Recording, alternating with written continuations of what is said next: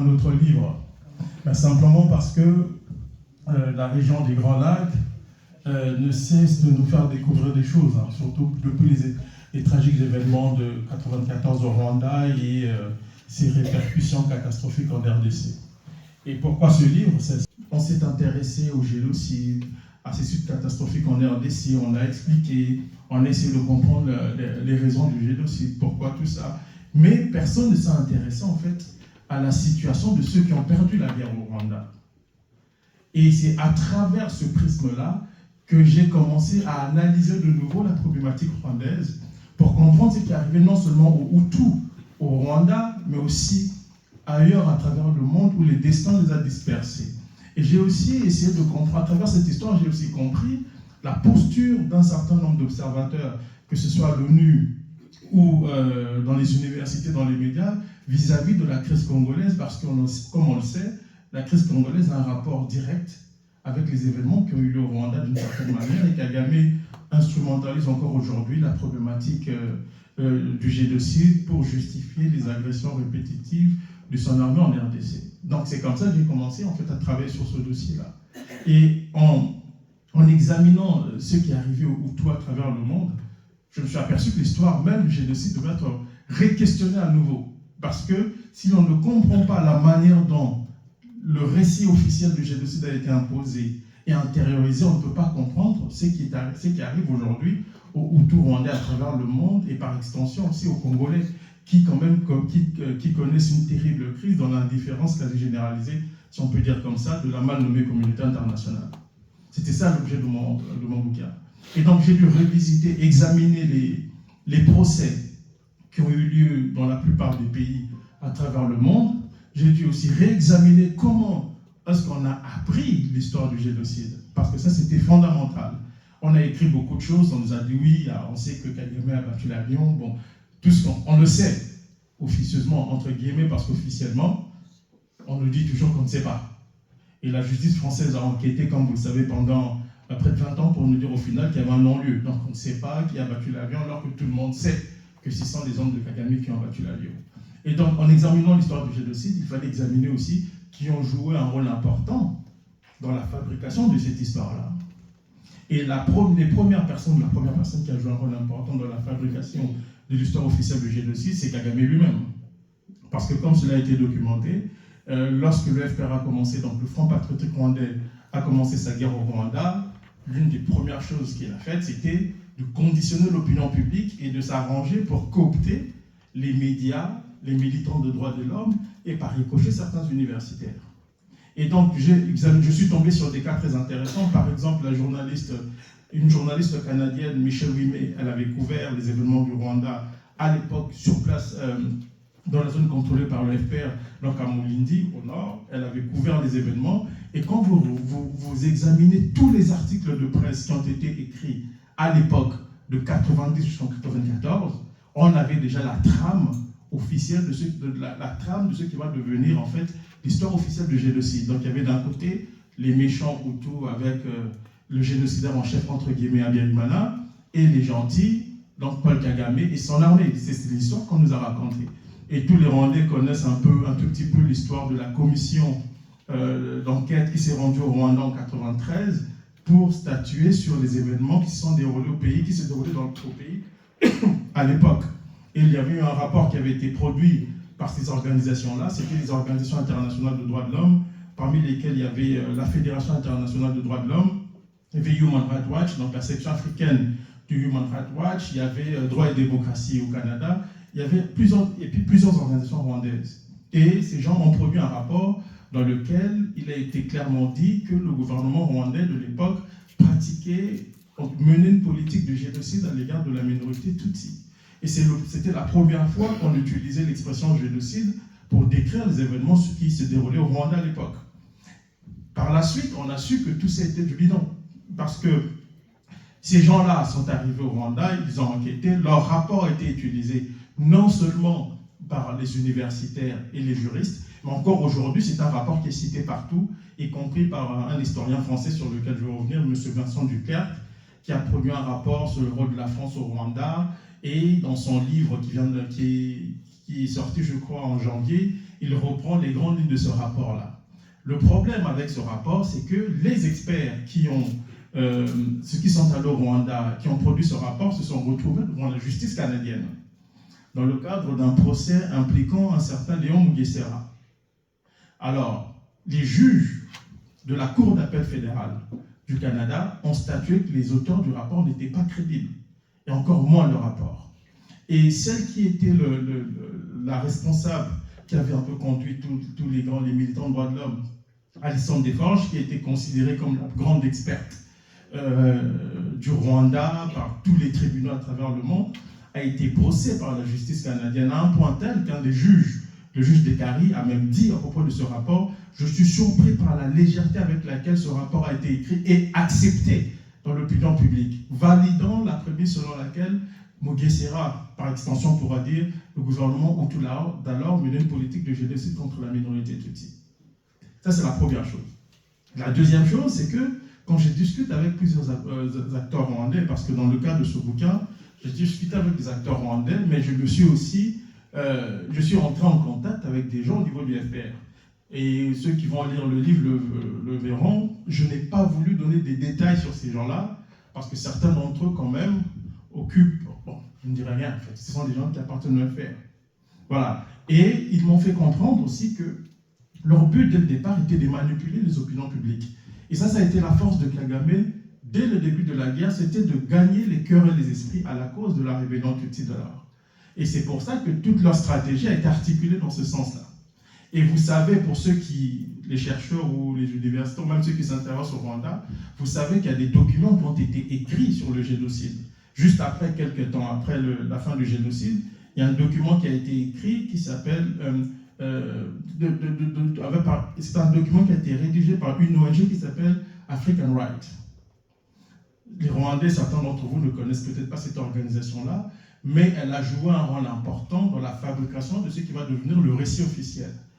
Quelques mois après le génocide, African Right publie un rapport de plus de 700 pages dans lequel elle donne beaucoup de détails sur les événements survenus au Rwanda. Là encore, on a découvert plus tard, que les membres de cette ONG-là étaient en réalité une forme de succursale du FPR, de Kagame.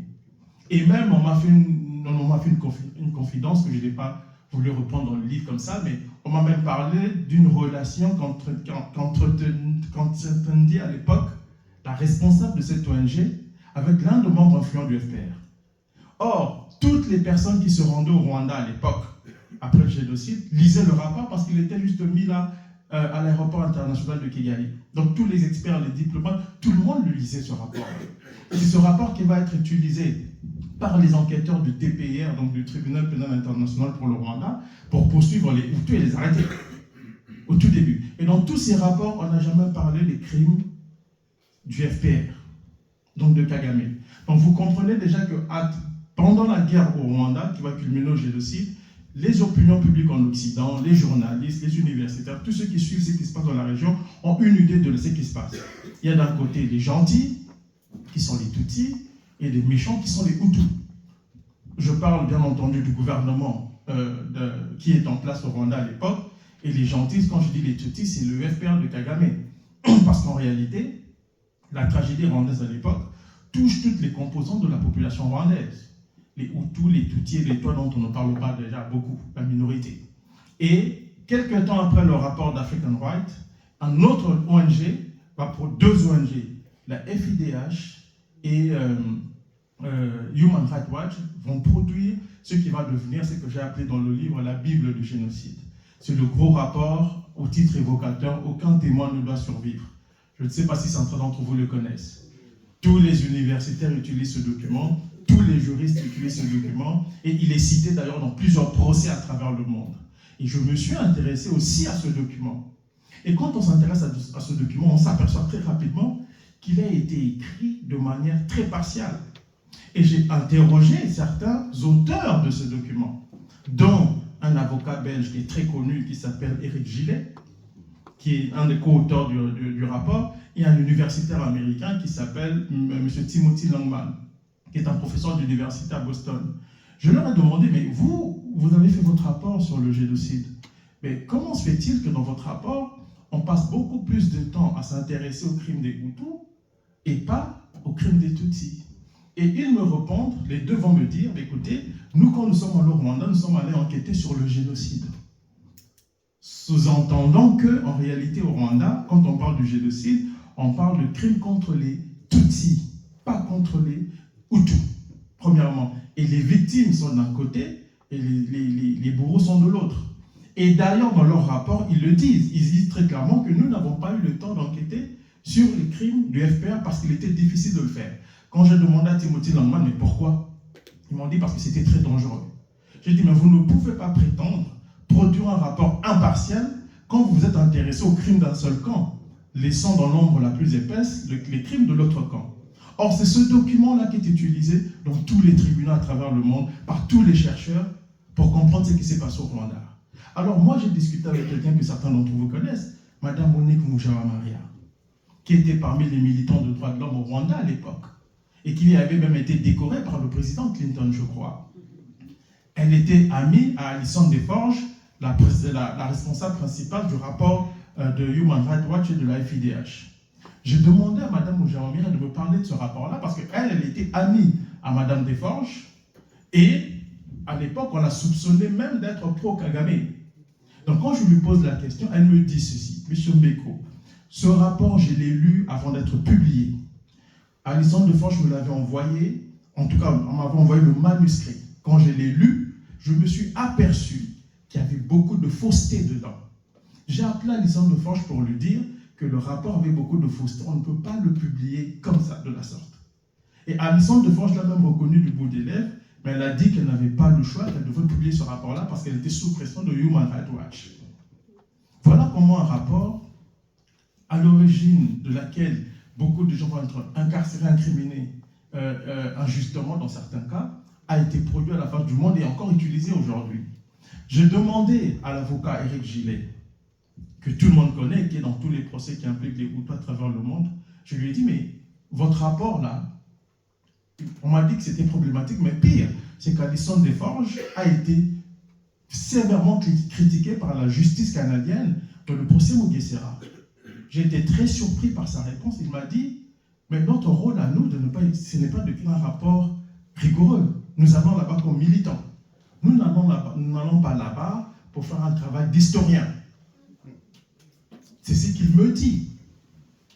Et essayez de vous mettre à la place de toutes ces personnes qui ont été condamnées à travers le monde sur la base des rapports écrits par ces gens-là. Il me l'a dit très clairement, je reprends son témoignage dans le livre. Quand je demande à Timothy Langman, mais pourquoi ce rapport? Il me dit, écoute, Patrick, c'est sûr que nous n'avons pas tout dit sur les crimes du FPR. C'est un document de près de 1000 pages. Les crimes de Kagame sont traités dans 31 pages, sur 1000 pages. Le reste, là, les 900 pages restantes, c'est les crimes des Hutus, comme ils le disent. Et tout ça permet de comprendre la posture de beaucoup d'Occidentaux vis-à-vis des Hutus dans les dossiers impliquant le Rwanda. Une fois qu'on a compris ça maintenant, j'ai voulu m'intéresser à la manière dont la justice internationale et les médias traitent les dossiers liés au Rwanda. L'un des procès les plus connus, vous savez, j'ai dit, c'est le procès Mugesera au Canada. Mugesera a été accusé d'avoir tenu un discours incendiaire en 92 contre des Tutsis. C'est l'accusation qui a été faite devant la justice canadienne. Et le dossier de Mugesera, pour ceux qui ne le savent pas, Mugesera, c'était un ancien cadre du parti du président Yarimana, le MRND. En réalité, ce que les gens ne savent pas dans son dossier, c'est que son dossier n'a jamais été pénal au Canada. C'était un dossier administratif. C'est-à-dire que Mugesera, en fait, on lui reprochait d'avoir caché des informations aux autorités d'immigration Canada et par conséquent, on a demandé à lui retirer sa résidence et à le renvoyer au Rwanda. C'était ça le débat. Et quand j'ai commencé à examiner le dossier Mugesera, qui a fait l'objet d'une grande couverture médiatique quand même, pas seulement au Canada, mais à travers le monde, je me suis aperçu qu'il y avait des choses qu'on ne savait pas. D'abord, je découvre que la personne qui s'est intéressée, qui a traduit le fameux discours, parce que le discours a été tenu en Kinyarwanda, et il y a eu une traduction de ce discours. La personne qui a traduit le discours de Mugesera, un certain M. Kamandi, est le père d'un monsieur qui appartenait au réseau du FPR au Canada. et qui a confié à un journaliste canadien, bien avant la guerre du FPR en 1990, que les Tutsis de la diaspora du FPR allaient attaquer le Rwanda. Et ce journaliste-là me dit, écoutez, M. Beko, vers le mois de septembre, je rencontre un Rwandais qui s'appelle Jean Kamandi, qui vient me voir et qui me dit, écoutez, nous allons attaquer le Rwanda. Je lui dis, mais vous allez causer du tort à votre pays. Il me dit, nous sommes prêts, nous allons attaquer le Rwanda. Le journaliste, qui est un grand journaliste canadien à la retraite, me dit, à ce moment-là, je compris qu'il y avait quelque chose qui se tramait dans la région des Grands Lacs. Et Jean Kamandi va se retrouver au cœur d'un grand mouvement de lobbying des Tutsis exilés au Canada en faveur du FPR. Et c'est le père de Jean Kamandi, qui va traduire le discours de Mugesera qui va être utilisé par la justice canadienne. Donc vous voyez comment tout ça est en train de se mettre en place. Et quand on examine le discours, quand les juges canadiens, parce qu'à plusieurs reprises, le cas de Mugesera avait été validé par les autorités administratives canadiennes. Mais quand ils arrivent devant la Cour d'appel fédérale examine tout le dossier, toute la preuve au dossier et se rend compte que ce dossier ne tenait pas la route. D'abord, le fameux rapport sur lequel la justice, le gouvernement canadien et la poursuite s'est basée pour accuser Léon Mugesera, c'était le fameux rapport dont je vous ai parlé, qui a été rédigé en 92-93. Les juges ont montré que ce rapport n'était pas partiel, n'était pas rigoureux. Premièrement. Deuxièmement, on s'est rendu compte, et ça beaucoup de Rwandais le savent, un certain nombre de personnes qui ont participé à la rédaction de ce rapport se sont retrouvées à travailler pour Kagame, dans le fameux le monsieur de survie, là, le Français qui a pleuré devant tout le monde aux 20h de France 2 à l'époque, monsieur Carbonare, a travaillé pour le FPR. Bon, on ne parle même pas de certaines connivences entre ces gens-là avec le gouvernement du Rwanda, et les juges l'ont démontré, allant jusqu'à dire qu'un tel rapport ou un procès au pénal devant la justice canadienne innocenterait Léon Mugesera. Ce sont les juges canadiens qui le disent. Mais ça, ce n'est pas beaucoup connu, parce que quand on entend parler du cas Mugesera, on sait qu'il a été expulsé du Canada, par le gouvernement canadien. Et là aussi, je découvre que au gouvernement du Canada, il y avait des gens qui étaient très très pro-Kigali et qui ont travaillé à ce que Mugesera soit expulsé vers le Rwanda. Pourquoi? Parce que s'il était jugé au Canada, il y avait de fortes chances qu'il soit acquitté. Et ça, on ne le dit pas, mais les juges de la Cour d'appel fédérale du Canada le disent très clairement. L'autre chose qu'on ne dit pas dans le dossier de Mugesera, et ça c'est encore, et c'est là, ça vous permet de comprendre comment le Rwanda manipule les juridictions étrangères, je vais revenir sur tout ça, c'est que jusqu'en 2009, Mugesera n'avait jamais été poursuivi au pénal par le gouvernement du Rwanda. C'est en 2009 qu'on va déposer une accusation pour dire qu'il a pris part au génocide. Donc pendant près de 14 ans, il n'y avait rien. Et comme le gouvernement du Canada savait que le dossier était fragile, ils ont dit la meilleure façon de se débarrasser de ce type, c'est de le renvoyer vers le Rwanda. Et là, le gouvernement du Canada va utiliser la décision de la Cour suprême. Parce qu'on sait que la décision de la Cour d'appel fédérale du Canada a été renversée par la Cour suprême du Canada qui a décidé que Mugesera devait être expulsé vers le Rwanda. Le problème, c'est que la Cour suprême du Canada n'a jamais renversé le dossier dans le fond. La Cour suprême s'est limitée à dire à la Cour fédérale, ce sont les technicalités de droit, les juristes le savent, c'est qu'au Canada, il y a ce qu'ils appellent la norme de contrôle. Ils ont dit à la Cour d'appel n'avait pas à statuer sur le dossier dans le fond du dossier. Elle n'avait pas à réviser toute la preuve au dossier, ce n'était pas son mandat. C'est tout ce que la Cour suprême du Canada a fait. Et dans le cas de la Cour suprême, il y a eu aussi beaucoup d'ingérence, il y a eu toute une controverse. Je vous parle de tout ça parce que par la suite, vous allez comprendre pourquoi je vous donne ces exemples-là, je vous parle de ces éléments-là. Au niveau de la Cour suprême, qu'est-ce qu'on a découvert? C'est que l'affaire n'allait pas être portée en appel à la Cour suprême par le gouvernement du Canada, après la décision d'acquitter Mugesera de la Cour d'appel fédérale. Il y a eu des gens, des organisations juives canadiennes, qui ont fait pression sur le ministre de la Justice pour que l'affaire soit portée devant la Cour suprême du Canada. Et quand vous regardez toutes ces organisations impliquées dans le dossier Mugesera au niveau de la Cour suprême, ce sont des organisations juives ou des organisations qui se révèlent être proches idéologiquement, soit du FPR, soit du gouvernement d'Israël, ou qui entretiennent de rapports pour le moins étroits avec ces gens-là. Ces exemples-là, je vous les donne parce que vous retrouvez ce genre de fonctionnement en France ou même en Belgique d'une certaine manière. Et donc, Mugesera est expulsé, il arrive au Rwanda, tout le monde a suivi le procès. Les preuves de son implication dans le génocide, on ne sait pas, parce que son discours a été tenu 14 mois avant le génocide, et les juges disent très clairement qu'il n'y a aucun rapport entre son discours et les événements de 1994, puisqu'il a tenu son discours 14 mois avant les événements. Donc ça, c'est la première chose. Et donc ça vous permet de comprendre comment la justice traite certains dossiers liés au Rwanda. Maintenant, quand vous arrivez dans les pays occidentaux, où il y a eu plusieurs procès en lien avec le génocide, alors là, c'est merveilleux. Excusez-moi, c'est un peu cynique ce que je dis. Je suis un peu sarcastique, mais c'est terrible. Pourquoi? Il y a quelqu'un dans le FPR qui rentre en contact avec moi et qui m'explique comment le gouvernement rwandais manipule toutes les juridictions à travers le monde. Les juridictions Interpol, l'ONU et même la justice dans les pays occidentaux. Et vous avez vu tout récemment la sortie d'un document, c'est dans tous les médias maintenant, comment ils appellent ça, Rwanda, comment?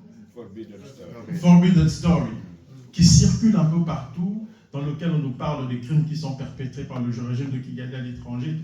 Moi, je suis un peu surpris par la réaction des gens parce que ce sont des choses que les Rwandais connaissent. Beaucoup de Rwandais le disent tous les jours. Ils disent que nous sommes persécutés en Belgique, un peu partout. Moi, j'ai d'abord découvert parce que même les gens au niveau des services de renseignement canadiens me l'ont dit, que c'est devenu une préoccupation majeure pour eux, les activités des services de renseignement rwandais. Donc pour les Rwandais, ce n'est pas une nouveauté. Dans les médias, on nous donne l'impression que ce sont des choses qui n'étaient pas connues. Mais les Rwandais le vivent, ça fait des années, ils le disent, mais on ne les écoute pas. Et même si ici en Belgique, les activités des services de renseignement rwandais ont fait l'objet de plusieurs réunions de services de sécurité, d'après ce qu'on m'a dit, mais aussi ça a été traité devant le Parlement belge ici. Donc ce sont des choses qui sont connues. Et tout ce qu'on reprend dans cette enquête-là, c'est ce que je dis dans le livre, mais de manière beaucoup plus poussée, parce que moi j'ai pris le temps d'examiner comment cela se passe. Alors, comme je disais tantôt, j'ai découvert que le Rwanda instrumentalisait tous les pays occidentaux sans exception. Mais si le Rwanda a réussi cet exploit, c'est d'abord parce que ces pays-là, les gens qui s'intéressent au dossier des Grands Lacs ou du Rwanda, ont été conditionnés par la propagande officielle du génocide. Donc parfois, ils ne le font pas de mauvaise foi. Même les chercheurs aujourd'hui, les chercheurs, les scientifiques dans le dossier du Rwanda, ont tellement été conditionnés par le narratif officiel qu'il est difficile d'avoir un débat sur le Rwanda qui soit serein et calme. Les gens sont toujours agités, c'est toujours le terrorisme intellectuel qui prime, c'est devenu très difficile. Ne parlez même pas du Congo, parce que quand vous parlez du Congo, vous allez titiller le FPR sans raison, tout simplement parce que le Congo a mis à nul l'attitude du Rwanda. Et je l'explique dans le livre, je dis, si vous voulez comprendre le comportement de Kagame pendant le génocide au Rwanda, intéressez-vous à ce que Kagame fait au Congo. Parce qu'au Congo, ils ont non seulement massacré des gens, mais ils sont de connivence avec des gens qu'ils prétendent combattre. C'est qu'ils ont fait au Rwanda pendant la crise sociopolitique dans ce pays-là et militaire, en infiltrant les milices dites Interahamwe, en entretenant le chaos dans le pays. C'est ce qu'ils ont fait au Congo. Et le Congo est un miroir intéressant, et c'est la raison pour laquelle le réseau occidental de Kagame que je relève dans le livre ne veut pas aborder la question du Congo parce que c'est difficile d'expliquer les raisons pour lesquelles on va tuer des gens gratuitement pour prendre leur minerai. Au Rwanda, ils peuvent l'expliquer en disant oui, il y avait un régime génocidaire ou tout, mais là aussi, ça ne tient pas tout simplement parce que les Rwandais savent véritablement que le conflit qui a eu lieu dans leur pays n'était pas un conflit ethnique. C'était un conflit politico-militaire dans lequel l'ethnie a été instrumentalisée. C'est très différent.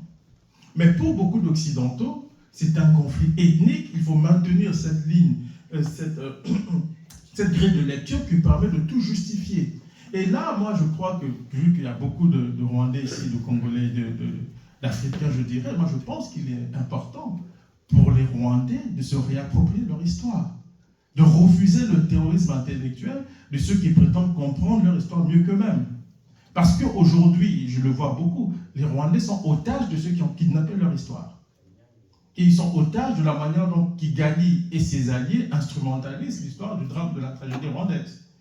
Or, je me rappelle d'une discussion que j'ai eue avec le directeur de cabinet du président Habyarimana, c'est un homme qui ne parle pas beaucoup, M.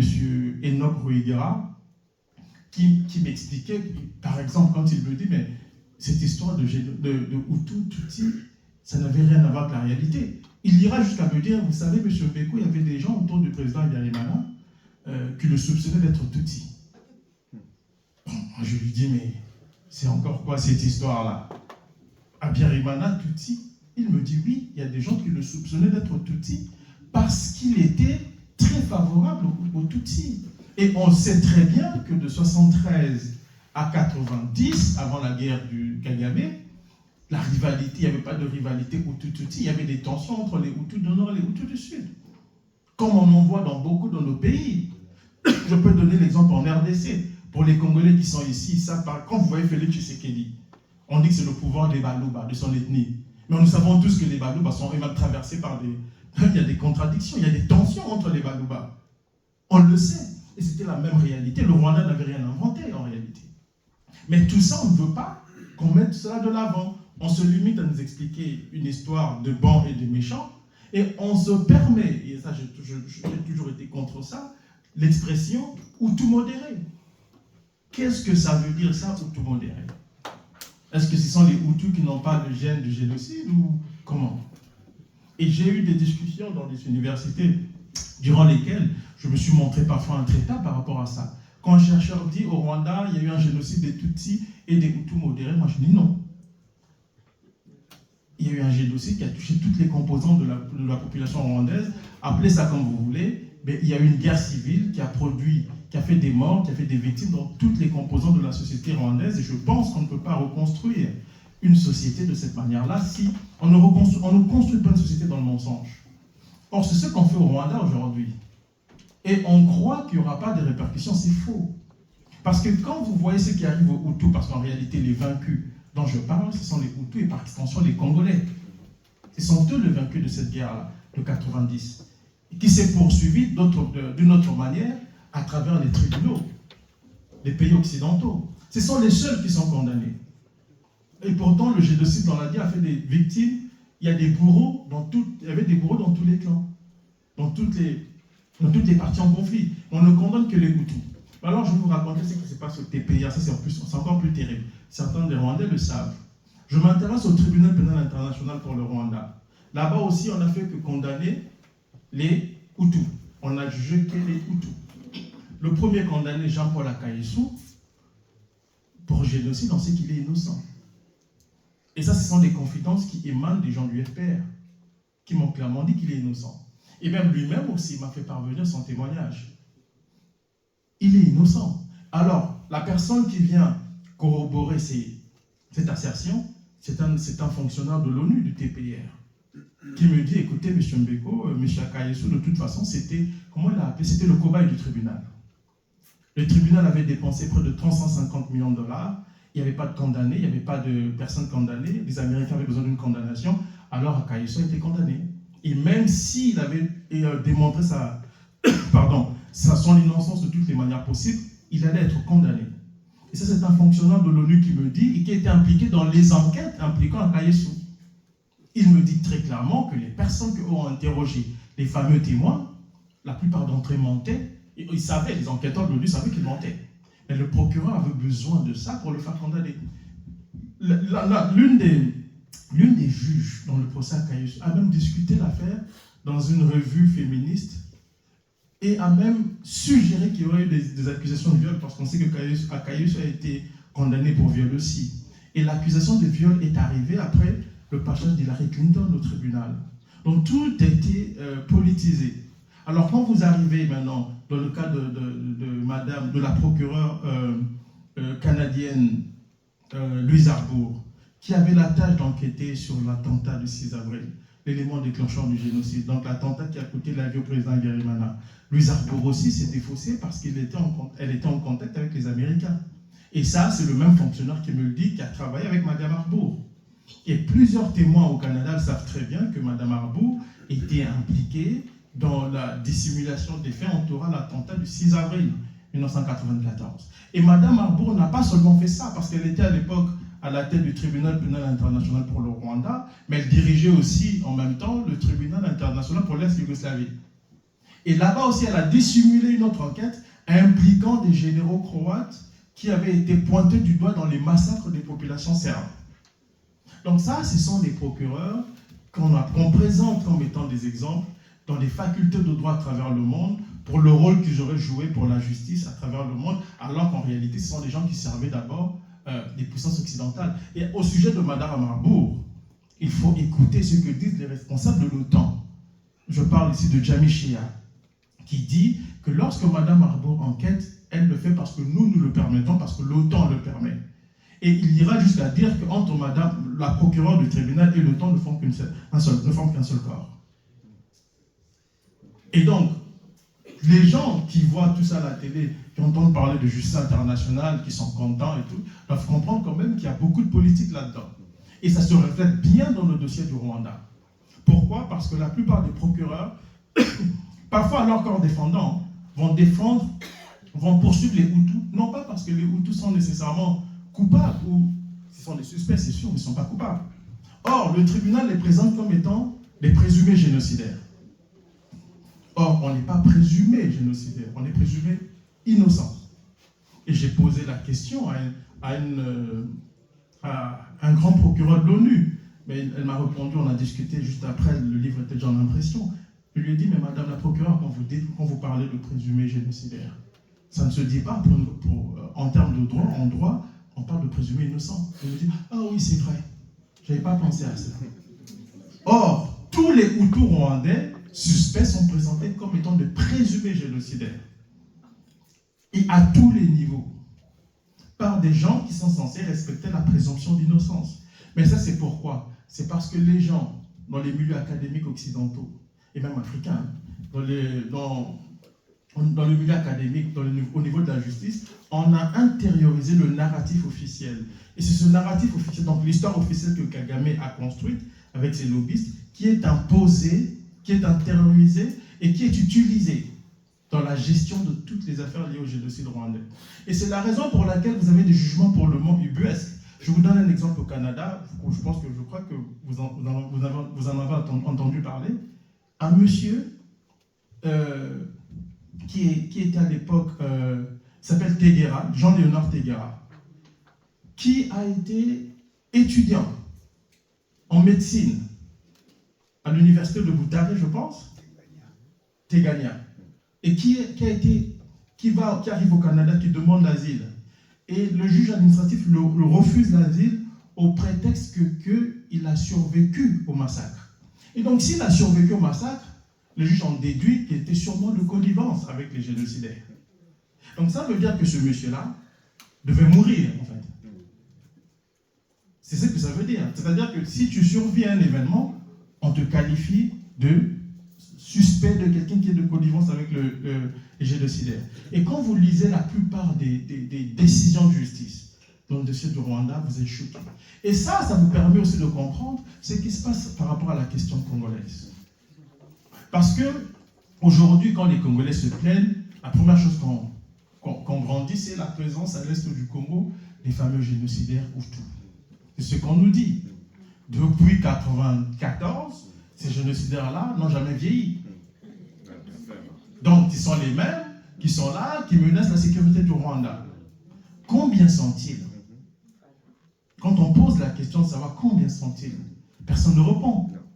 Mais, moi j'ai découvert, il y a des documents de l'ONU, en 2000, il y a des discussions aux Nations Unies. On pose la question au niveau du Conseil de sécurité à Kagame. Combien y a-t-il des génocidaires à l'est du Congo? Parce que c'est le prétexte que vous utilisez pour attaquer le Congo. Il dit, oh, il y en a 40 000. Et puis après, il dit, non, il y a 15 000.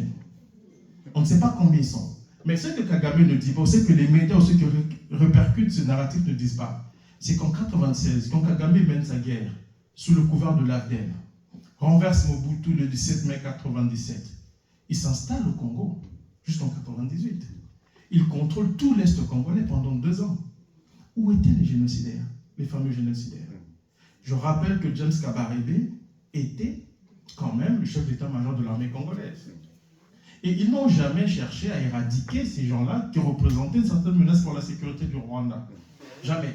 Mais en 1998, lorsque Kagame lance sa deuxième guerre après la rupture avec Laurent Désiré Kabila, il brandit le même prétexte.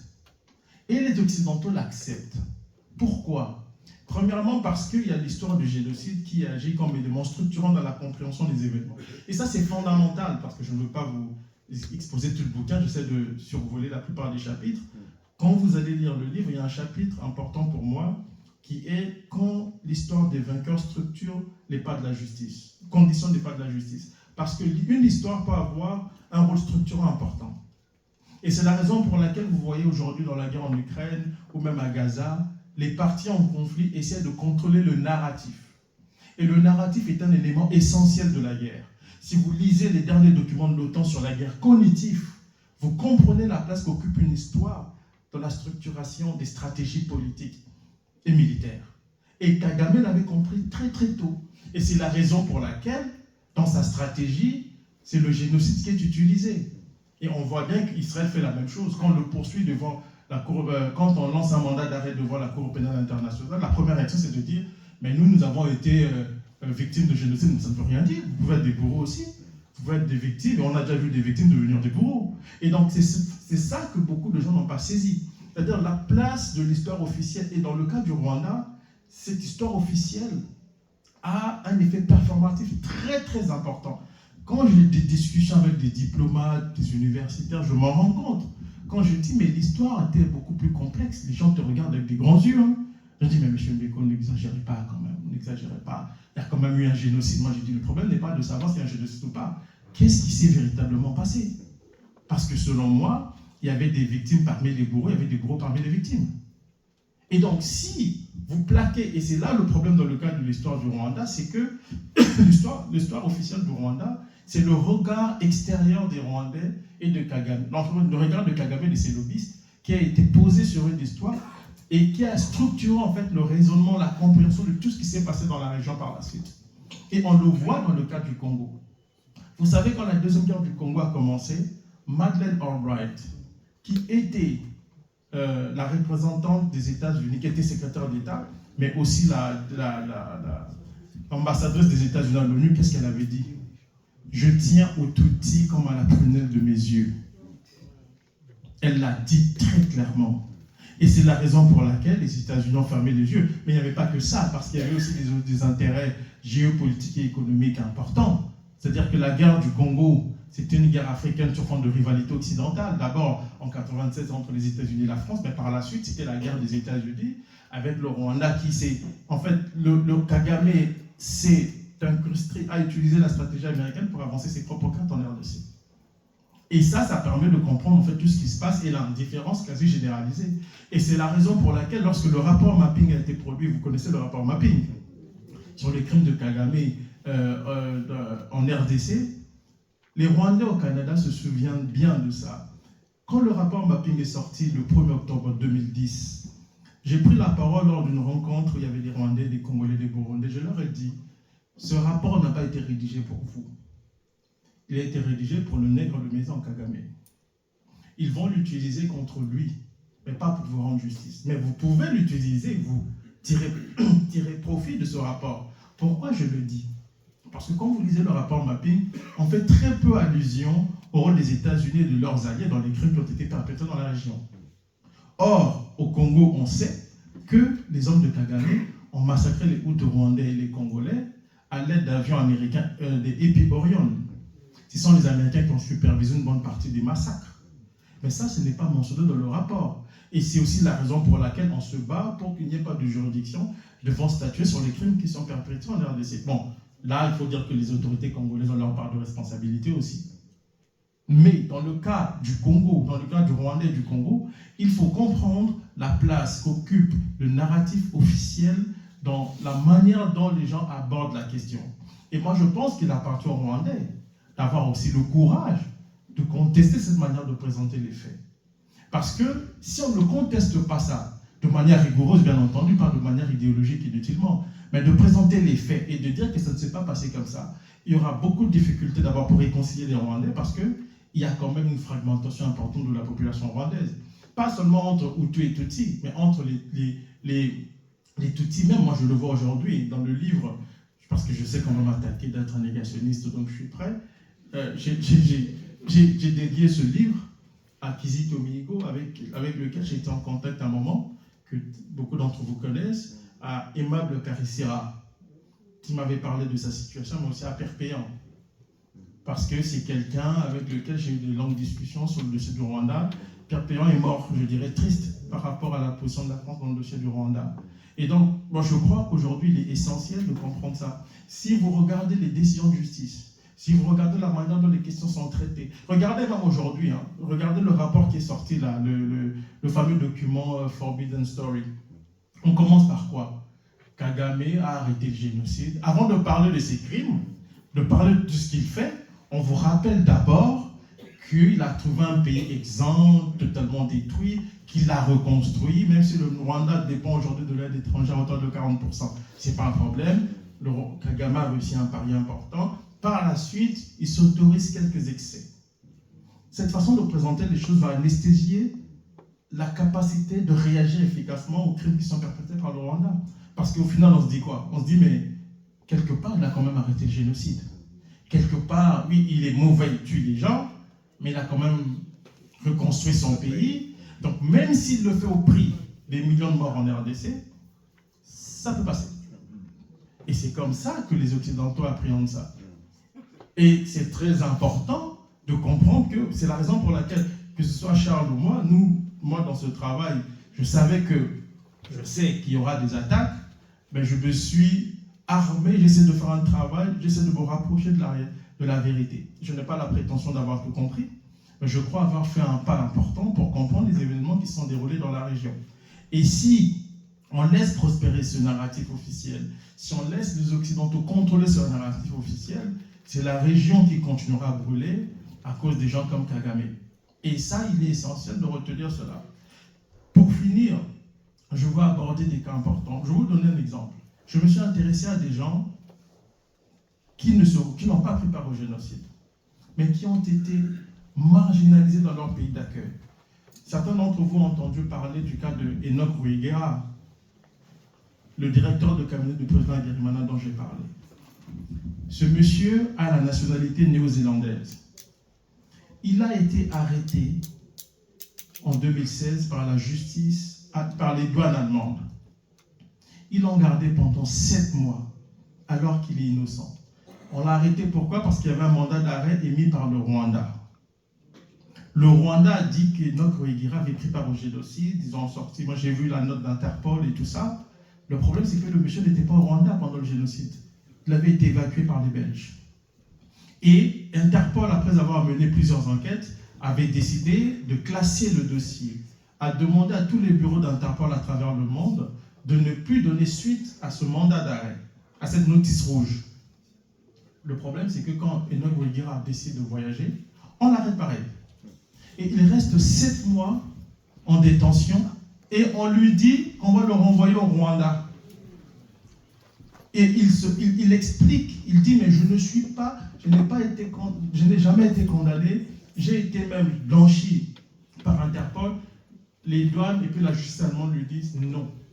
Et en discutant avec M. Ruegera, j'ai pu réaliser à quel point il a été affecté par cette histoire. Et j'ai surtout compris que beaucoup de Rwandais aujourd'hui, Hutus, ont peur de se retrouver accusés de participation au génocide sur des bases fallacieuses. Et surtout quand on sait, par exemple en France ou en Belgique, que Kagame a beaucoup de relais. En France, vous connaissez un célèbre couple qui s'appelle le couple Gauthier. Je ne sais pas si vous connaissez. Ah, vous connaissez. Bon, vous serez servi parce que je me suis intéressé au cas des Gauthier. Et les Gauthier, vous savez bien que M. Alain Gauthier, français, instituteur à la retraite, et son épouse Dafrosa traquent les Hutus, soi-disant génocidaires, à travers l'Europe et surtout en France. Moi, je me suis intéressé à leur cas et j'ai découvert d'abord, ce sont des grands militants du FPR, ils ne le cachent pas. Et puis Dafrosa, on le sait, c'est la cousine de James Kabarebe. Mais ce monsieur et son épouse sont les héros des médias français parce qu'ils traqueraient des génocidaires à travers l'Europe. Personne ne s'intéresse à leur CV, à leur pédigré. Personne, surtout dans le cas de la France, où il y a eu un rapprochement important entre Macron et Kagame, je veux revenir sur ça, je pense que je vais clore là-dessus parce que je ne vais pas tout vous révéler sur mon bouquin, sinon vous n'allez pas l'acheter. Donc oui, je ne veux pas tout vous dire parce que c'est quand même un bouquin de 900 pages. Et donc, je ne veux pas tout vous dire parce que j'aimerais quand même que vous l'achetiez. N'est-ce pas? Voilà. Donc, vous êtes là pour ça. Tu auras 3 autographes. Non, mais c'est pour dire que il faut comprendre le système dans lequel vous êtes, surtout en Europe. Même au Canada, c'est la même chose. Kagame a des relais partout. Vous savez, je me suis intéressé aux universitaires en France et en Belgique. Ce qui m'a le plus surpris, c'est en discutant avec la plupart des universitaires qui ont accepté de me parler, et même des juristes, ils ont peur de parler du dossier du Rwanda de manière ouverte et courageuse. Un historien français m'a dit, Monsieur Mbeko, c'est mieux que vous fassiez ça. Ces gens, donc le réseau de Kagame en France et en Belgique, a instauré une forme de terreur incroyable. Ce sont eux qui passent dans les médias, ce sont eux qui passent pour vous expliquer qui est bon, qui est méchant, c'est comme ça. Et personne n'a voulu savoir qui sont ces gens-là. Moi, j'ai regardé de près qui ils sont. Tout le monde sait qui est Jean-Pierre Chrétien. Et moi, je n'ai pas voulu prendre position. J'ai donné la parole à leurs collègues qui m'ont clairement dit que parmi eux, il y a des vrais militants. La professeure Hélène Dumas, qui a écrit un livre sur le génocide, un de ses collègues l'a décrit comme quelqu'un de très cynique. Ce sont des gens qui connaissent la vérité sur ce qui s'est passé, mais qui ne le disent pas parce qu'ils ont besoin d'un visa pour aller faire des recherches au Rwanda, ou parce qu'ils seraient aussi très proches des milieux associatifs et des gens qui sont proches du régime de Kigali. Et c'est important de le savoir. Vous avez vu sur France 24, une journaliste, pour ne pas la citer, Maria Malagardis, défendre le 1-23. Dire que le 1-23 se bat pour défendre les Tutsis. Mais Maria Malagardis, c'est l'une des personnes qui appartient au réseau français de Kagame. Et c'est ça aussi la force de frappe de Kagame. C'est cette capacité de coopter des universitaires, des militants de droits de l'homme, des journalistes et des politiques dans les pays occidentaux. Et certaines confidences que j'ai pu recevoir de certains politiciens belges, c'est pas beau à entendre. Je ne veux pas en parler ici parce qu'on parle des histoires un peu, je ne dirais pas sordides, sur les connivences entre certains politiques belges avec des gens avec le régime de Kigali, ou certains d'entre eux ne sont pas de connivence avec Kigali mais ne peuvent pas parler parce qu'ils ont été piégés. Et on a des faits, on a des noms. Et c'est incroyable. C'est bon ça? Ah ok. Et ils ont été piégés. Donc Kagame a utilisé toutes sortes de subterfuges, de stratagèmes pour mettre dans sa poche des politiques en Occident, des journalistes et même des militants de droits de l'homme. Les universitaires aussi, n'en parlons pas. Regardez tous les livres qui sortent sur le Rwanda. C'est pour impressionner. On vante Kagame, on dit que le génocide s'est déroulé comme ceci, comme cela, mais personne ne va au bout de la question. Aujourd'hui, si vous mettez sur la table de l'histoire les crimes de Kagame, on vous accuse de négationnisme et de révisionnisme. En quoi le fait de critiquer Kagame ou de mettre sur la table de l'histoire ses crimes revient à nier ce qui est arrivé aux Tutsis, par exemple? Il n'y a pas de rapport, mais on le fait pareil. On le fait parce qu'il faut anesthésier toute capacité de contester le récit officiel, non seulement au Rwanda, mais aussi en RDC. Et quand vous posez la question de savoir qui a tué Habyarimana, qui a déclenché le génocide, on vous dit on ne sait pas, à la limite on dit ce sont les Hutus. Et c'est ce qui s'est passé en France ici, avec l'enquête Trévidic. Vous en avez entendu parler, l'enquête Trévidic. On nous a dit, la justice française a dit qu'il y avait un non-lieu. Mais moi, je vous reproduis pour la première fois les confidences d'un magistrat français qui m'a expliqué comment Trévidic est arrivé dans ce dossier, comment il a été nommé, par qui il a été nommé et pourquoi il a été nommé. Et ce magistrat me dit très clairement, Monsieur Mbeko, la plupart des gens qui s'intéressent au dossier du Rwanda, ses collègues magistrats, sont des gens corrompus. Ils appartiennent à un petit groupe de gens qui ne comprennent rien de la région des Grands Lacs, mais qui sont là pour des raisons carriéristes. Ça, ce sont les témoignages d'un magistrat français. Donc, si vous voulez apprendre davantage sur la question, achetez le livre. J'entends vos questions.